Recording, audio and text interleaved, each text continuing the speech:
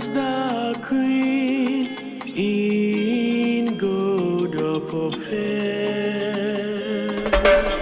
On your right stands the queen in gold of fair.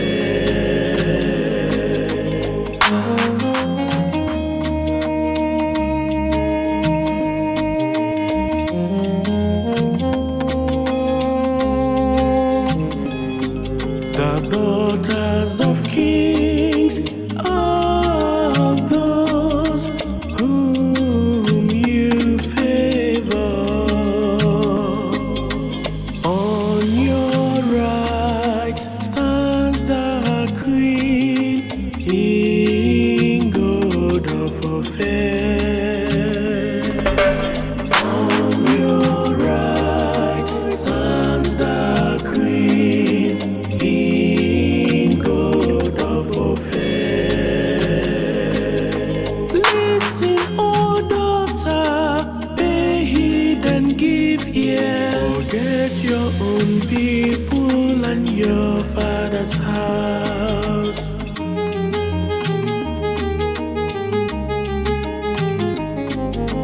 So will the king desire your beauty. He is your Lord, pay homage to him.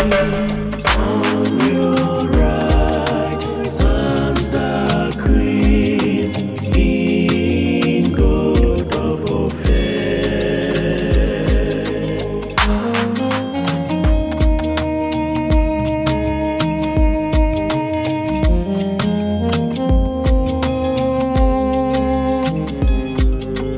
They are escorted amid gladness and joy.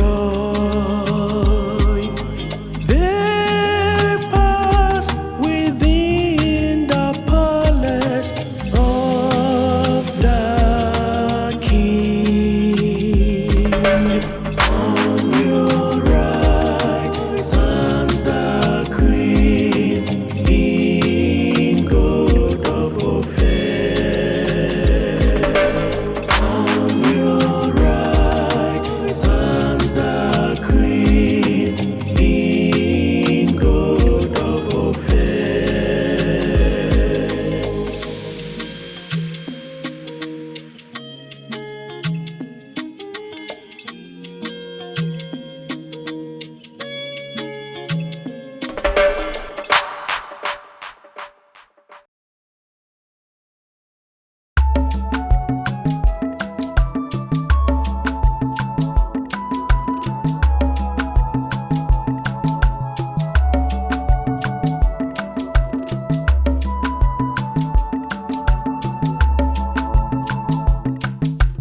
Eze nwanyị onye yikwasịrị ngwa ịchọ mma eji ezi ọlaedo mee, guzokwa n'aka nri gị.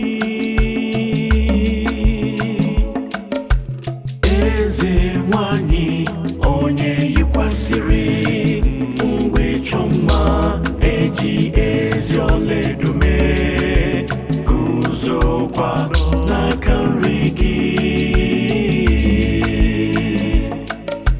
Ada ndị eze sokwa na ndị hụrụ n'anya.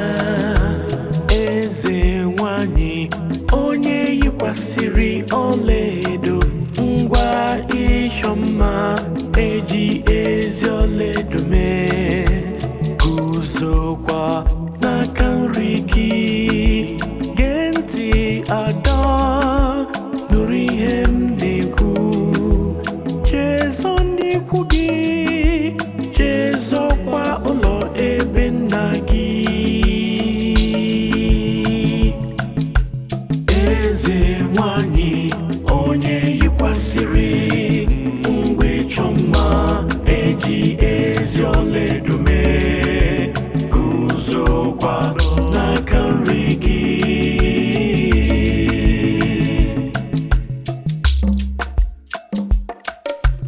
Otu ha ka eze ga-esi chọọ mma gị.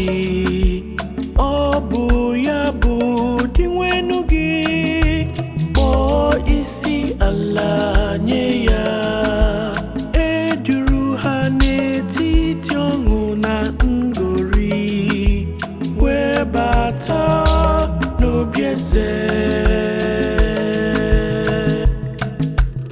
Eze nwanyị onye yikwasịrị ngwa ịchọ mma eji